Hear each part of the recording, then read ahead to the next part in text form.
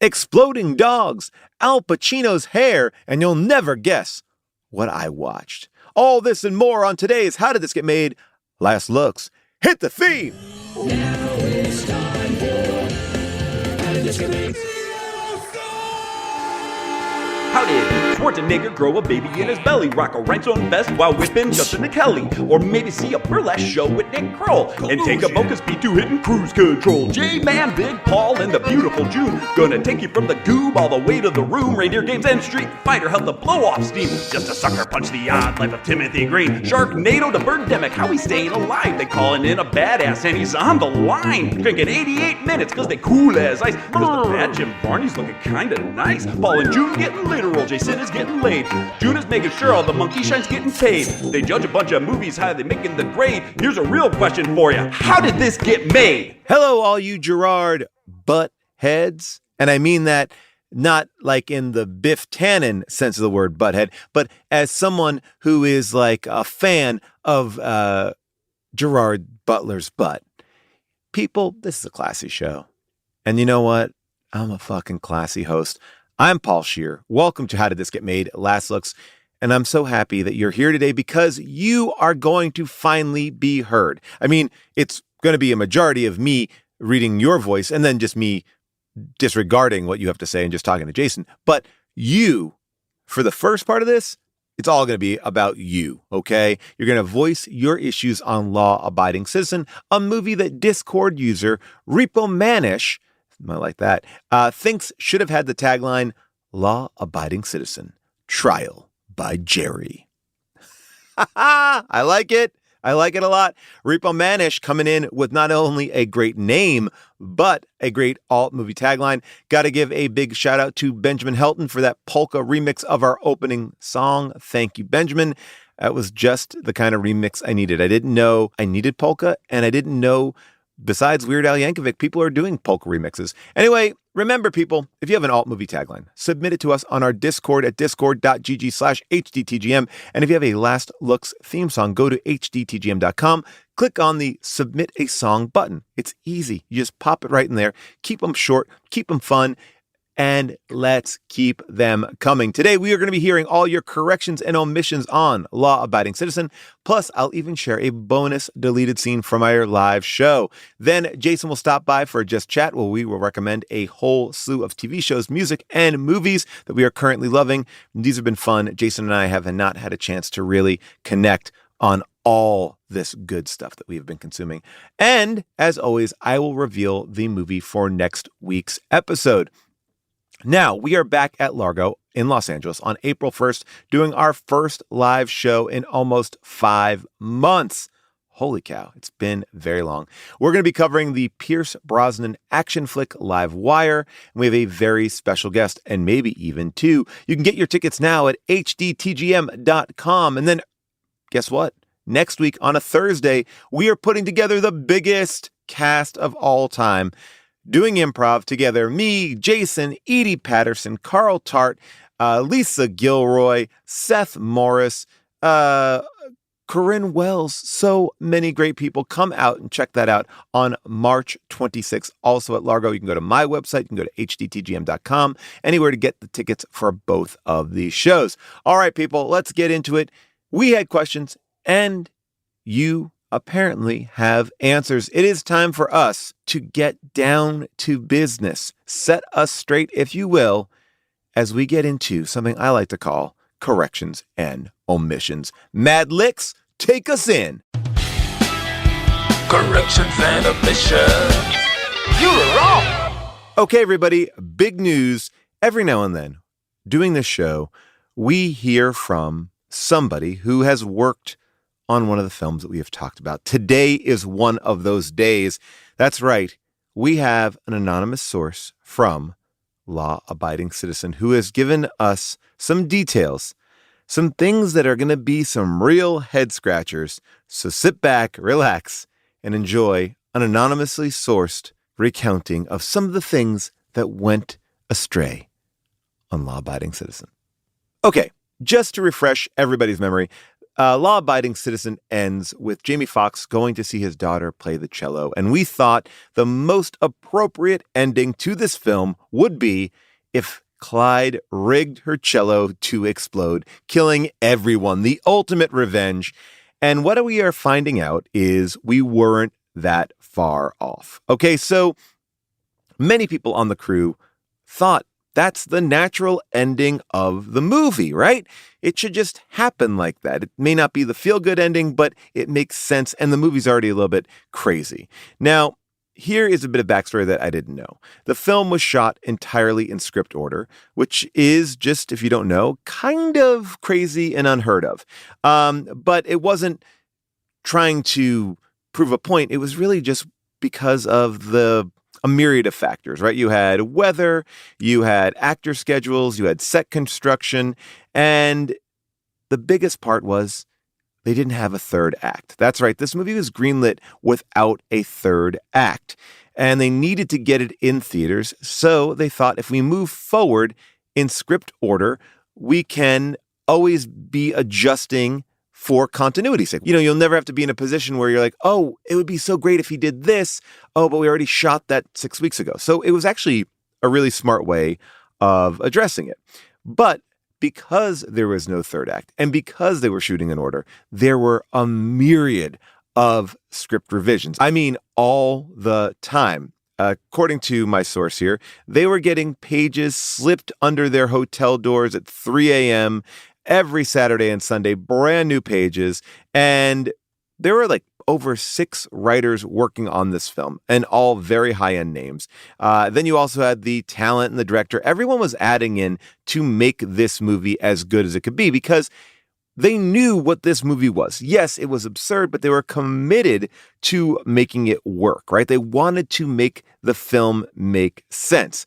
So in many respects, and this is what my anonymous source says, there was a lot of care put into it, but it didn't always work out.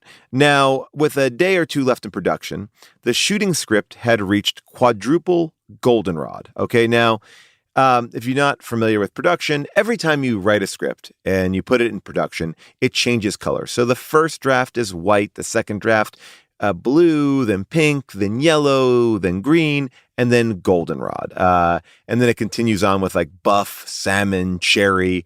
And what this person is telling me is it went to quadruple goldenrod, which is like the 25th script that has come out. And there was a joke around set. Has anyone ever worked on a quadruple cherry script? Which would be the final color it would be before it flipped to quintuple white. And no one had ever heard of such an absurd achievement. So on the final day of production, it was the viola performance of Nick's daughter at the end of the film. So the night before, one of the producers jokingly sent around pages for a quote-unquote new ending where Nick and his wife settle into their seats, the lights go down, the conductor starts the recital, and the viola explodes. And then the drums, and then the violins, and the oboes, etc. The entire theater detonates into a mushroom cloud, fade to black. Now, everyone read the fake pages and they thought it was a hilarious and fitting end. But yes, that's all it was. It was a prank. They all felt that Clyde's gags were super fun and over the top and would be honestly more entertaining than the real ending. But alas, they did not ever shoot it. It was just a prank. It was a memorable prank to lift everybody's spirit to get through that last day of principal photography. But it did give this film the unique distinction of having a quadruple cherry status on scripts. Now, I will say this. I love when people share their stories. This is an amazing one. I love knowing that there was a lot of care here. And I don't think that this movie feels lazy. It's just improbable.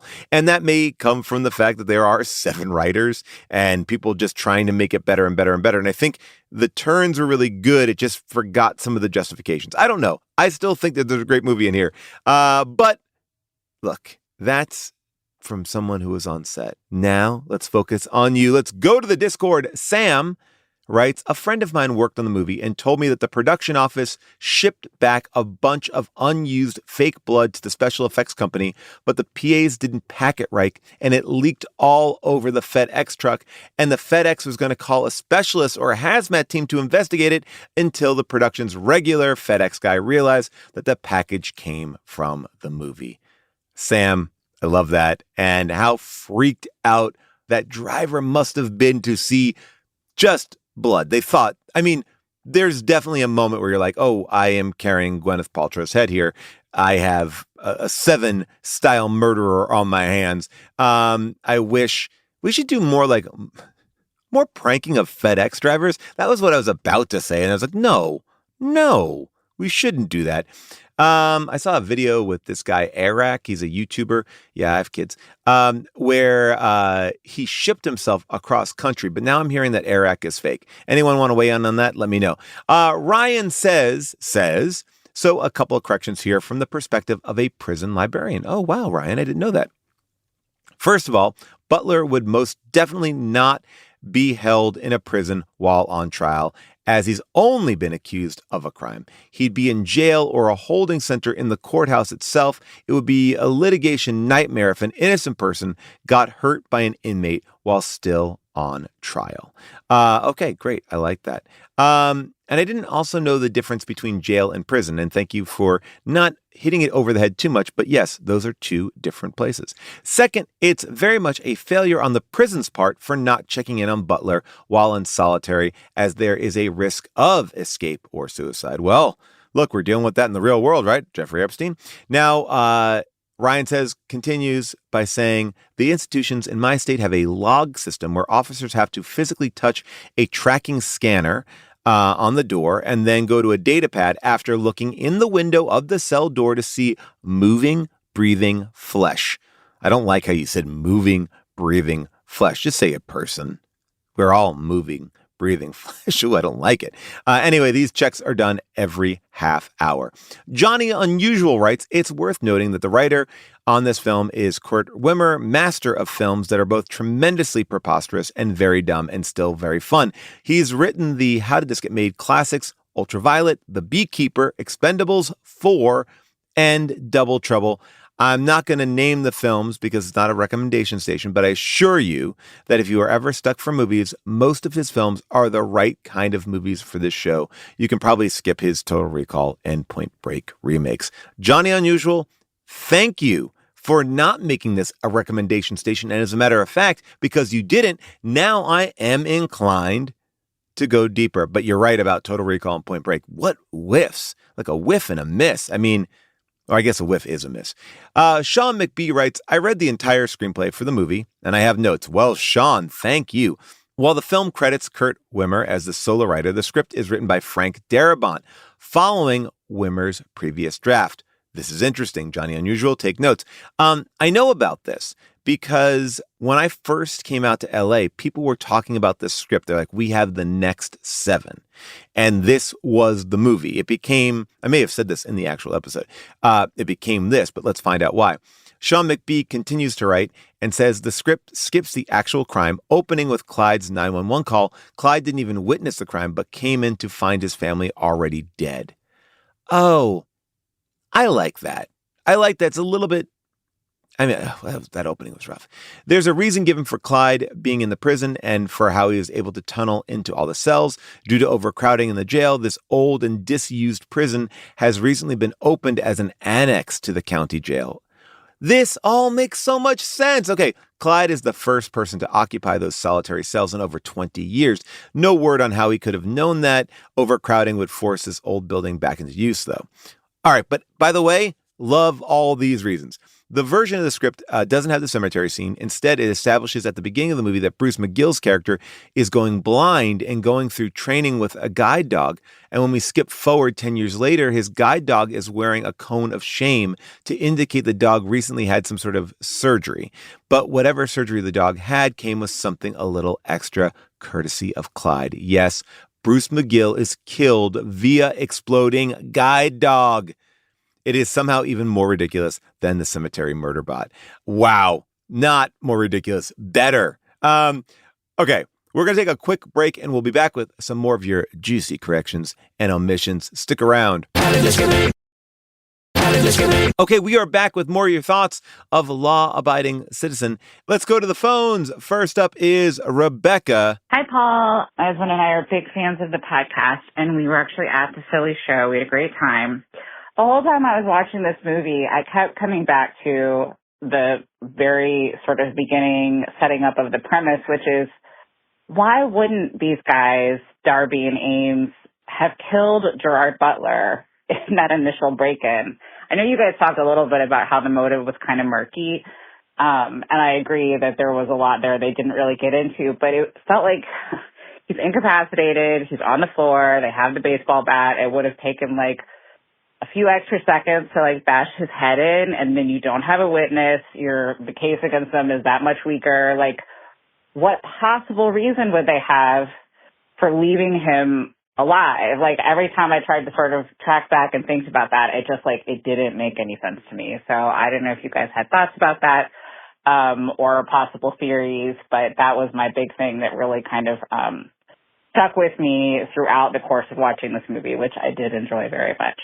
So thank you very much for the great show. Appreciate the podcast. Bye. Well, Rebecca, look, I think that sometimes people are left for dead. Maybe they thought that they killed him. Maybe they thought he was such a wimp that one shot would take him out. Maybe they just didn't want it, right? They weren't there to kill. They were just there to be these violent, whatever. They're there to pick on women and children. Like, they're perverted. They're the worst of the worst. I understand the confusion. I get it too. I think that now that we know the script was written in a different way, it makes way more sense. I don't know if it makes him more of a hero or less of a hero. I think he would have a lot more issues at play if he came home. I don't know. I agree with you. It's overcomplicated. It would be, what a great opening scene to have him walk in on that. Oh, we already had that script and we threw it away. Next up, ooh, this is good, from Anonymous. Not the organization trying to bring down Scientology. Just a person that didn't give us a name. Hey, Paul and everyone else. I was at the Philadelphia show for Law Abiding Citizen. Great time. One omission that I thought you would catch, when the entire district attorney's office moves to the prison for quote-unquote safety reasons, they bring in all their files, and they also apparently brought their framed diplomas and then put them up on multiple walls. Thought that was an interesting choice. Love the show. Thanks a lot. I cannot believe that we did not see that, and now I can see it so clearly in my head. That is, I love it. I love something as dumb as that. And you know what? It also makes me love these characters more because the actors asked that question, right? They had to. And they're like, well, the room looks too bland. We want to put some stuff up here. It's like, well, you're trying to have your cake and eat it too. I love that they had to put their diplomas up. I may have talked about this before. I'll say it really quick. I used to hang up my diploma in my office, like the way a doctor would have it on the wall. And it was a joke that never really took. I was like, yeah, you see, I don't actually care about my diploma. It's just a joke. But people are like, oh, no, it should be on the wall. You graduated. I'm like, no, I didn't know. And then I had to explain it. And now it's away. It's in the garage. It was a good joke, I thought. It was a subtle joke. I didn't always call it out. But then I thought, oh, they think I'm serious about having my diploma up? It was a School of Education diploma. It wasn't even an acting school diploma. Okay, Scott from Maine. Hey, Paul, Jason, June. This is Scott. I'm from Maine. It's a stellar skateboard throwback. I'm literally in the middle of listening to the Law-Abiding Citizen episode, and I had to pull over and correct something that Jason was talking about, and you guys were talking about regarding the prosecutors and lawyers watching executions. So Jason talked about watching Law and Order, so I think he needs to refer to the earlier episodes where it's Benjamin Brett, Jerry Orbach, Sam Waterston, and I can't remember the actress's name for Claire Kincaid, but they all witness an execution. It's where Benjamin Brett's character ends up going and having an affair, and Jerry Orbach goes off the wagon. Claire Kincaid ends up dying in a car accident later, spoiler alert, and it's just a little silly. Having listened to this episode and loving you guys so much, but this is a major Law and Order episode where all these prosecutors and lawyers are watching the execution regarding the death penalty in New York, and I think it's the first time they execute one of their prisoners. So there's my omission. Thanks so much. I love the podcast. You guys do an awesome job. Have a great day. Whoa. Well, I guess there's some Law and Order episodes I might have missed. Okay, well, there we go. I'm glad to know that this is true. And you know what? Score 1 point for the movie. Next up, Steve from New Jersey. Hi, Paul. Regarding law-abiding citizen, I thought it was hilarious that the CIA agent said we could not kill this guy for 6 months. Then we called in Jerry Butler, and he slipped a necktie into his wardrobe that strangled him to death. If they could get a necktie into his wardrobe, why couldn't they get a bomb into his bedroom? That is all. Have a great day. Well, I mean, come on. It's so much easier to sneak a tie in. You just put that on the shelf. A bomb, click, click, click. There's wires, there's buttons, everything. I think the necktie was great. I love that. I think that that's a fun thing because you feel like, oh my God, they were in my house. They put the thing there. I put it on myself. It's like the dog. They snuck it in the dog. That is where I think this movie should have done more. And I think that's why this movie was viewed as a 7 style film, because it's like, you can't stop it. You don't even know where it's coming from. You're actually doing it to yourself. Oh, this movie could have been so good. Okay. Now, here's the thing. Lastly, we're going to do something a little bit different today. Now, normally, this would only be about Law-Abiding Citizen, but we did a matinee episode of 88 Minutes, Pete Holmes, Al Pacino movie. We put that back into the feed, and someone called with a correction and omission that had to be discussed. So please take it away, Anonymous. Hi, I just was listening to the episode 88 Minutes with Pete Holmes, and I had to stop and call in because they're currently debating whether or not Al Pacino is wearing a wig in the movie, and I actually did his makeup and hair for something just a few years after that movie came out, and I can confirm that that is his hair. Also, that is his hair because that's how he wants his hair styled. So when I worked with him, it was for an interview. It was not a union shoot. So I was doing his makeup and his hair. And he was lovely, and I did his makeup. And then when I went to do his hair, I reached out to touch it, and my fingers just grazed against it for one moment as I was going to start to style it. And he dodged my hand, slipped his head to the side and said, no, the hair is fine. Thank you so much. The hair is good.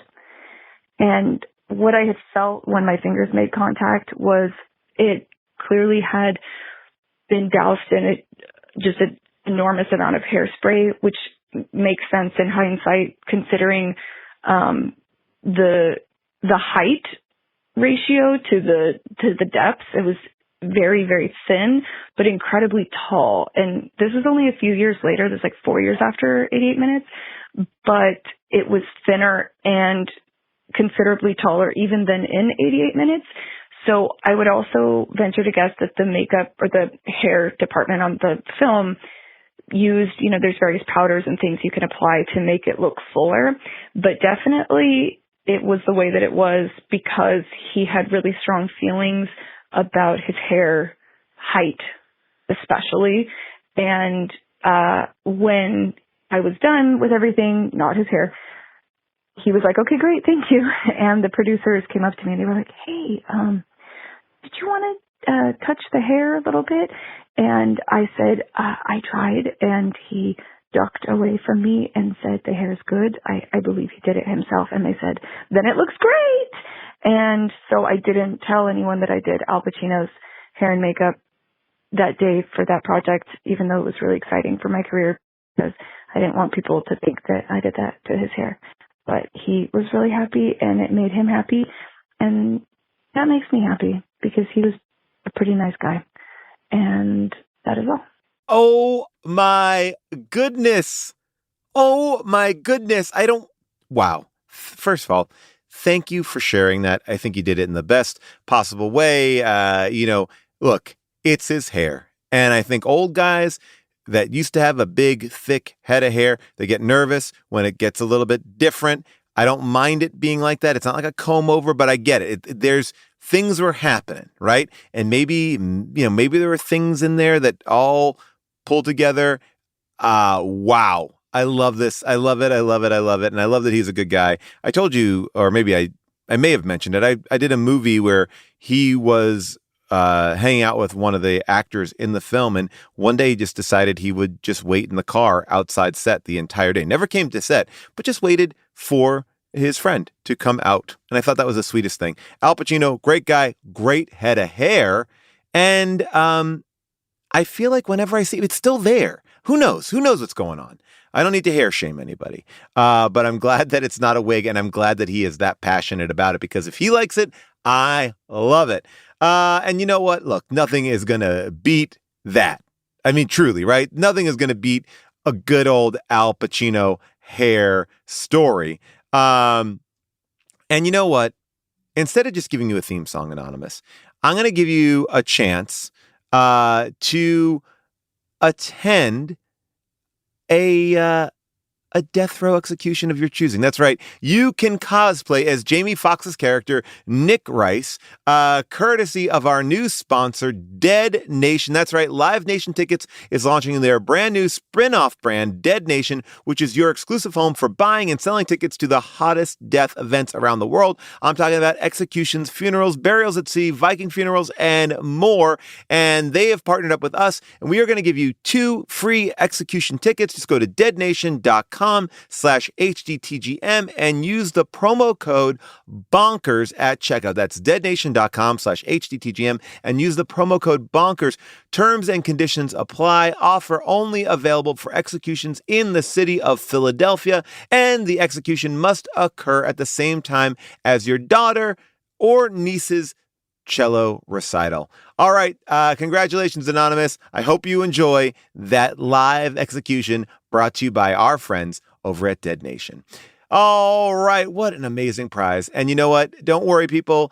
Just because you didn't win this week doesn't mean that there won't be another chance to win an amazing, completely real prize next time. All right. Remember, submit your comments, your queries about the episodes that we're doing. And if you have something as good as the Al Pacino story, please bring it there. And I got to say, I know that it was tough to beat our anonymous person, but I really do appreciate our good friend Sean McBee for reading the script and telling us where the movie actually made sense. And I'm always flabbergasted when they change things that make sense. Anyway, you all are amazing. And coming up after the break, we are going to be joined by Jason Mantzoukas. We're going to chat about TV, music, movies, and everything. But first, take a listen to this bonus deleted scene from our Law Abiding Citizen live show, where we go off on a tangent and we talk about the late, great Philip Seymour Hoffman. We just did a movie that had Philip Hoffman, as he was credited, Right. his first screen role, which was as a high school student, and it was absolutely bananas. It was My like almost- Boyfriend's Back is the movie, and I cannot recommend it enough. On the queue. It was Say less. he was doing almost a commedia dell'arte performance. It's like hat backwards, like "What's up, man?" It's, like it's straight clown work. I mean, I love Philip Seymour Hoffman. Sure. I Yeah, we all love Philip Seymour Hoffman.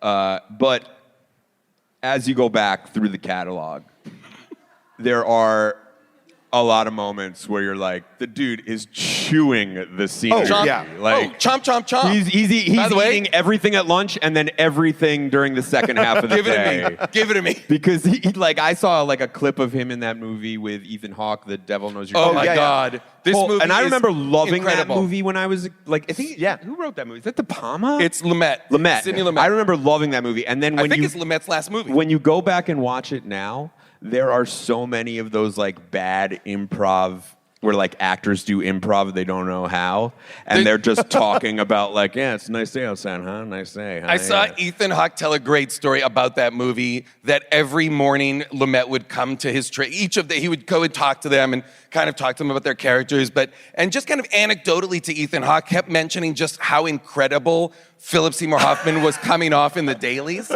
He's like, wow, we're watching the dailies and Phil is so good. He's just going to places that I've never seen him go before. And Ethan Hawke was just getting more and more aggressive and uptight. And so I was so angry about it. And so he would come in trying to be bigger and badder. And then finds out that Lumet's going to Philip Seymour Hoffman and saying the same thing about Ethan Hawke. I love it. So they confront Lumet and he's like, you guys are so easy to fuck with. It's like, yeah, and if you go watch that movie, they're both at a 10. And Sidney Lumet is like 92 when he made this movie. Well, maybe, absolutely truly, maybe he insanity. couldn't hear them otherwise. Truly. Welcome back. I'm sure you notice every week we re-release old How Did This Get Made episodes back into our feed. These matinee episodes come out every Tuesday in honor of the movie's 40th anniversary. This week's matinee is on the BMX classic. It is a film that for many years was unavailable, but now it's back in theaters. I'm talking about Rad. That's right. So go see Rad this Sunday, March 22nd. See it live, then listen to our episode afterwards, and keep on checking out all of our replays of classic episodes every Tuesday. And now, without any further ado, it is time to welcome Jason to Last Looks for a little Just Chat. Rob, from Long Island, play us in. Now it's the time of the show. It's the time of the show. Which time is that? It's the time where Jason joins Paul and AJUSTCHAT. Just chat. Jason, what's up? Paul, you know what? Boy, I've got a list of stuff that I've been watching and listening to and reading. I am excited. I got books. I got music. I got it. We've got news. I think we have to start. Now, this puts a little bit of a timestamp on when we're recording this. Mm-hmm. So this is now going to be slightly old news, but I think it's imperative that you and I talk about the fact that Gerard Butler is no longer making Plane 2. What? I did not know about this. this. They have canceled the sequel to our beloved Plane and are now no longer making Plane 2. No. I believe this is a story that I just recently read. So it is not great. Well, you know, by the way, it was never going to be called Plane 2. It was going to be called... It was going to be called Train, I believe. Oh, ship. Oh, no, boat. Ship. Ship. 2 weeks before production began. Yes. Isn't that... What a bummer. And apparently Gerard Butler, I'm looking at this, just pulled out. He's like, I don't want to do it. I gotta think that's a mistake. I don't know what he's up to. I wonder if he knows what he's good at.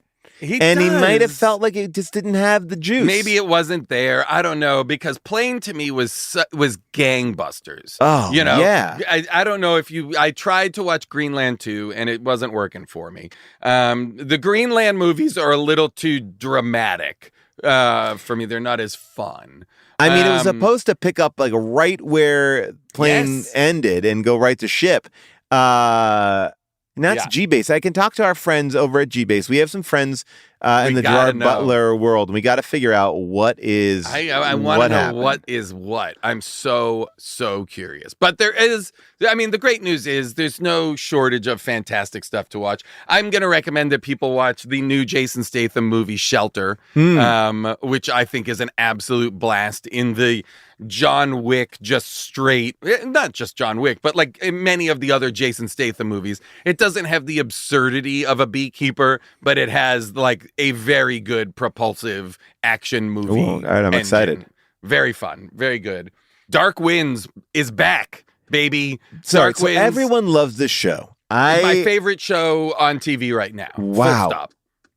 I think this is the most slept on show on television. And there's lots of great stuff on TV right now, to be clear. Yeah. And I just think this is season to season so consistent, so good, and such a fantastic example of world building that I cannot recommend it enough. It is an amazing show, and the new season, dun dun dun, Titus Welliver's in. I heard about that, and you know, Molly, who is one of the producers of the How Did This Get Made, is a Dark Winds fan. And so she is singing its praises. I gotta get in. I gotta get in. It's so good. You cannot. It's got all my favorite people. It's got everybody in it is fantastic, and it's based on books in that way that a lot of times I find that sometimes I'm reluctant to commit to something because I'm worried it will get worse as time goes on, Yes. a la Game of Thrones or something like that. But this is based on books, and everybody seems to think that they're doing an incredible job, similar to like a Slow Horses, taking those books and making great seasons of television out of them. And so I cannot recommend it enough. I will recommend a book that I just read that was fantastic, and it's a novella. So, easier to So it's a shorty. Yeah. So for people who, I'm right now, I jumped into a big book, which I am loving, but I also know I'm going to be here for a long time, which is Joe Hill's book called King Sorrow, which is, I am about 200 pages in and I'm loving it, but that's about a 1,000 pager.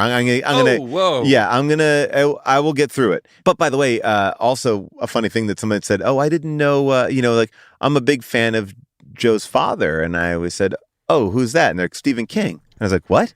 Oh, yeah. And then I looked at the back cover and I was like, he looks like, I never knew. I was a fan of Lock and Key. I remember finding that out as well, years and years after I knew Joe Hill stuff. Yeah, I agree. I was totally shocked. So the book that I read that I really Nepo baby. He's a Nepo baby. Yeah, fine. I don't read Joe Hill because he's a Nepo baby.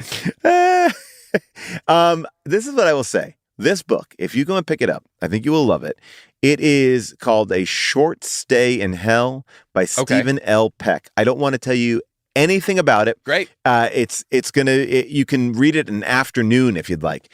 It is so I couldn't get enough of it. I just thought it was such an interesting. It's like a horror. I mean, people call it a horror. I don't think of it as a horror. I just felt like it was like a psychological trip. Really fun. So Short Stay in Hell is what I got here. Awesome. Oh, I love that. I can't remember if I shouted it out last time, but there's a couple of books that audio books that I've listened to lately that I thought were all fantastic. But to the two that I'm going to shout out specifically were shouted out on the Action Boys podcast, one of which is the Ileana Douglas book, I Blame Dennis Hopper. Oh, yes. Which is fantastic. And the other is the Abel Ferrara, the director Abel Ferrara, his book called Scene that he reads himself and is just, he's a character. His stories are insane. This was, again, another Ben Rogers Action Boys shout out, and it is a fantastic listen. And it's short. Oh, okay, I'm going to put that on my list. Now, I know that you probably haven't had a chance to watch it yet because it just came out, but I highly recommend Chris Fleming's special. I haven't seen it. Chris Fleming has a brand new special. If you don't know Chris Fleming, I mean, he's getting a lot of traction right now as being like one of the most fearless comedians. I think that's a lot. There's a great New York profile of him, which I agree with all. Like I just think he is insanely silly and funny, and he's just got an energy unlike anyone else. It made me feel the same way I felt like when we talked about Sarah Sherman, like watching that special. This is a T2B great special, and he's so good. And if you're in LA, you can catch him at Largo. He's always kind of popping up at Largo. And one of the cool things about Chris Fleming, he releases so much shit online because he's like, that might be funny tonight, and it may never be funny again. So he has a lot of like quick bits that you can kind of get into, but it is a great special directed by Bill Benz. But this thing made me laugh so hard. And it's the new one, so I got to remember. I think it's called. I love that. Yeah, Live at the Palace. Yeah, I can't remember what it's called, and this is the opposite end of the spectrum because I feel like Chris Fleming is on the up. This person has been there for a while. Katt Williams' new special is once again being taped in Florida and is absolutely nuts. I have saved that one. I am ready for that. Just a couple of other because we sometimes will talk about comedy. Yeah. Will Hines has got a Substack. Oh, yes. I love that Substack. Great Substack. If you're at all interested in improv comedy, the LA comedy scene, anything like that, I can't recommend it enough. And then he and Ian Roberts do a YouTube series that is improvised scenes where they're just two guys meeting for coffee. Yes. And they just do scenes based on it. And it's all on YouTube. And a lot of it is very funny and worth watching. And I can't remember what it's called, but it's Will Hines and Ian Roberts YouTube. You'll find it. I I have a musical thing for you because, some fans have reached out to me and said, Paul, here's something you could let Jason know about. Because you can kind of surprise Jason with your knowledge. And I said, all right. So I was recommended this band, the Twisted Teens. They're a Australian kind of rock band. And I love it. It is great. Awesome. Twisted Teens on Spotify. I've really been enjoying it. They have a handful of albums out, and they're French indie, I guess. Great. Yeah, I'm gonna check it out. Okay, I love that. While we're on music, I'll shout out a couple of more albums that have come out recently that I think are fantastic. Snowcaps is a band that has the Crutchfield sisters. Katie Crutchfield, you might know as Waxahachie. Her sister was in the band Swearin' and has put out solo records of her own. Snowcaps is them working together, and boy, it is incredible. The record is phenomenal. Yeah. Juliana Barwick and Mary Lattimore have released an album together called Tragic Magic that is absolutely stunningly beautiful. Also, the artist Ichiko Aoba, I hope I'm saying that right, put out a record last year called Luminescent Creatures that I cannot stop listening to, that is completely wormed its way into my entire year so far. And is fantastic. New album from Dry Cleaning, new album from Dancer, a found song, a new song from one of my favorite bands, one of my favorite Glasgow, Scotland bands, Life Without Buildings. They found and remastered a song that would never been released.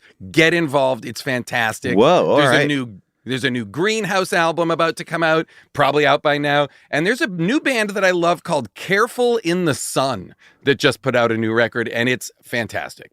Oh, wow. This is all right. This is a good list of people. Yeah. Just because I mentioned Rishikesh Hirway recommended Apothecary Diaries to me, he does Song Exploder, which is one of my favorite music-based podcasts. But inside the Song Exploder feed, he's doing a new podcast called Key Change, where he interviews someone about a song that changed their life. And that is also a fantastic new podcast that I think is worth checking out. Love that. Yeah. All right. Wow. You've given me some really good things off the bat, and I thought I was coming in with Twisted Teens. I felt really good. I'm excited to check out Twisted Teens. I hope all my stuff is mellow, and I was just thinking the other day, I need some new bands. I know. Because a lot of my stuff is really chill, quiet music. Yeah. I'll jump back to TV for a brief moment and say that one of my favorite all-time showrunner creators is Steve Conrad, who made Patriot. I was going to ask you about Perpetual this. Grace Yes. Limited, and his new show DTF St. Louis is out now. A couple of episodes are out now by now. Absolutely incredible show. Straight off the bat, incredible show. I am so excited about this, and I didn't realize it was the same guy. And there was a show that he made after Patriot that I also didn't realize that he made, that I was like, oh, this is Perpetual Grace Limited or Ultra City Smiths. Ultra City Smiths was the one. Yes. And I was like, stop motion animation. Yes, one, and it's fantastic. So I gotta catch up on this. It's tricky because my wife does not like to watch anything that is written. We are just trying to solve cold cases. We're trying to get to the bottom of cases that have already been solved. But now she's out of town. So she is out of town, and I got free reign of the TV every night. I mean, there's a lot to see. Have you watched the Dunk and Egg, The Night of the Seven Kingdoms, the new Game of Thrones series? I don't even know what that is. Oh, interesting. So actually, this counts as both a TV show recommendation and a book recommendation. So this is related to Steve Conrad because he wrote the original adaptation of this and was then taken off and rewritten. But there's a series of novellas that George R.R. Martin wrote for the characters of Dunk and Egg. Okay. And it's a knight and his squire. And unlike Game of Thrones, which is palace intrigue and dozens of characters and all these moving parts, this is the exact opposite. Okay. This is small scale storytelling, just these two characters, and each novella is like a couple of hours long. Ooh. And so I listened to all the novellas on the audiobook like you can finish it in 10 hours, I think. Oh, wow. Okay. And they just did season 1 of a TV series, only 6 episodes, that covers the events of the first novella, and it's dynamite. It's such a good watch. It's so fun. It's funny. It is exactly the kind of Game of Thrones story that I would enjoy, because it's not the House of Dragons is too. I don't know what's going on. There's too much. Right. Yeah, I get that. It's too much. So this is much smaller and really fun, and I recommend it, both as worth listening to the audiobook and also the show is terrific. You know, if you are at this moment struggling and being, I have to write all this stuff down, don't worry about it. It's always in the show notes. We have been doing a very good job of that. Also, if you go in the Discord, you can kind of jump in there and see what's happening there. Unless it's been disconnected. I mean, curiosity. Yeah, go ahead. I was going to say, I have a little, like a sneak peek to get excited about. Okay. My friend, who I think we talked about on the Shoot 'em Up episode, Ben David Grabinski, a director who was behind the Scott Pilgrim anime show on Netflix. Loved it. Also did a movie with me and Joe McHale a couple years ago. Has a brand new movie coming out called Mike and Nick and Alice. It is with Vince Vaughn and James Marsden. And I got to see an early screening. I'm actually even hosting a screening here in Los Angeles, probably right around the time that you're hearing this. And it is great. Oh, nice. Fun. Oh, I love Vince Vaughn time travel movie. I'm not spoiling anything because they're in the trailer. But Vince Vaughn from the future travels a little while, not tremendously far back, to Vince Vaughn, like maybe a couple weeks earlier, and it's a gangster shoot 'em up. Oh, there's scenes in it that remind me of like Drunken Master. James Marsden is awesome, and it's just like, and also like Eliza Gonzalez is in it, right? And it's also Jimmy Tatro, Keith David.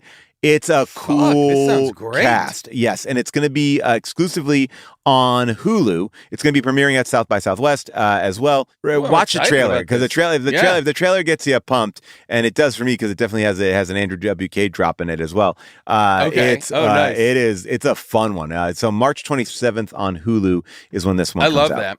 I'm also going to shout out, thank you, Joanna Robinson from House of R, for recommending the TV show Lovesick, the British sitcom Lovesick. I've seen this. Yes, I like it. Only a couple of episodes, but a couple of seasons rather, but is fantastic. And I just watched all of that. And then in movies, I watched The Rip, of course. Loved it. Love The Rip. Affleck and Damon. But have you watched, which I thought you would like, Secret Mall Apartment? Oh, yeah. The documentary. Oh, I was up on that, and we haven't talked about it, and I love it. Give me this all day. I want is this. It is so fun, so weird. I think they're even doing a screening of it in the mall, or they have they've been doing like some fun things. It should get more attention, but now it's out streaming I think probably on HBO Max at this point. I think I saw it on Netflix, maybe. Okay, maybe that's what it is. That's a really... So good. I can't recommend it enough. I had a blast watching it. I was going to say, you know what I really enjoyed? It's a really fun, if you're in the mood for, like, it's not a How Did This Get Made movie, because it's quite effective, but it has those elements that make it kind of fun, which is The Housemaid. Paul Feig's. Oh, haven't seen it yet, but it is I'm excited. Fun as hell. I'm really I really dug it. And great. And June and I were watching it and just fully caught up in it. Yeah. Silly, and not silly, but like campy in the best possible way. No, it looks like it's a fun time, which all I want. And I gotta say, I may have said this out here, and I'll say it again because, God damn it, I believe it.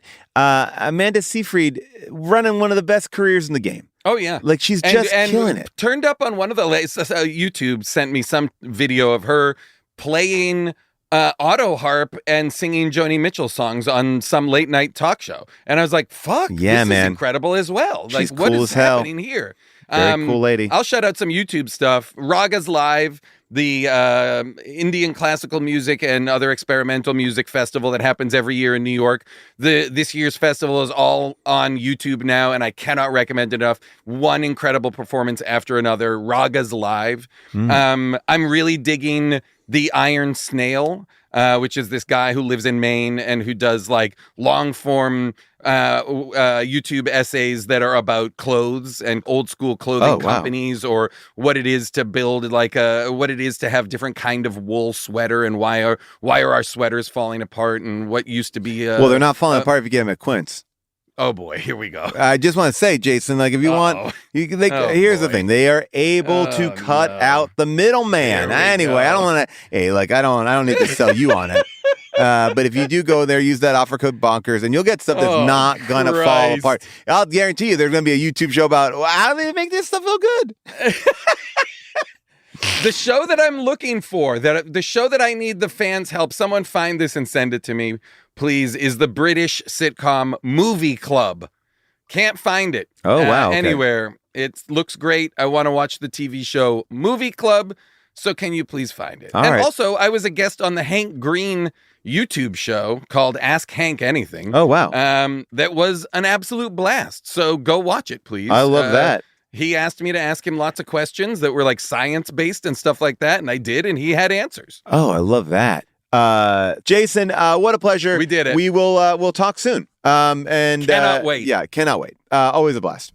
Thank you, Jason, for popping in, and a reminder that we put the entire list of our recommendations in this episode's show notes. So take a look there if you can't remember something you wanted to check out. All right, it is now finally time to announce our next film. Next week, we are going from a prison inmate to hips that gyrate. That's right, we'll be watching 1990's The Forbidden Dance, starring the former Miss USA, Laura Herring. IMDb breaks in the plot by saying a Brazilian princess tries to save the rainforest by introducing America to the electrifying exotic lambada. Rotten Tomatoes gave this film a 25% score on the tomato meter, and John Pareles from the New York Times wrote in his review, its dance sequences are barely sexier than a bowling tournament, but connoisseurs of clunky dialogue and shameless continuity lapses should look no further. And you know what, John? You are right. And that means it's a perfect film for us. Take a listen to the trailer. From the jungles of the Amazon to the heart of America, only one dance can turn feeling into rhythm, strangers into lovers, passion into fury. She is hot. The danger behind the beat. The magic behind the music. The Forbidden Dance, Lambada. You can stream The Forbidden Dance on Tubi or rent it at all the usual places. Now, we are going to discuss this more within our episode, but heads up, there is another movie about the lambada that came out in 1990 on the same exact day. That is called Lambada. Make sure you watch The Forbidden Dance, not Lambada, okay? It's tricky. The Forbidden Dance. Anyway, that is a wrap on Last Looks. If you listen on Apple Podcasts or Spotify, please rate and review us. And also make sure you are following us and have automatic downloads turned on. It helps the show. It helps the show. Make sure you have automatic downloads turned on. And I gotta tell you, we appreciate it. Visit us on social media, leave comments, do all that good stuff. And a big thank you to our producers, Scott Sonny, Molly Reynolds, our engineer, Casey Holford, our social media manager, Zoe Applebaum, our intern, Quinn Jennings. And of course, we will forever be thankful to the one and only Avril Halley. We'll see you next week for The Forbidden Dance.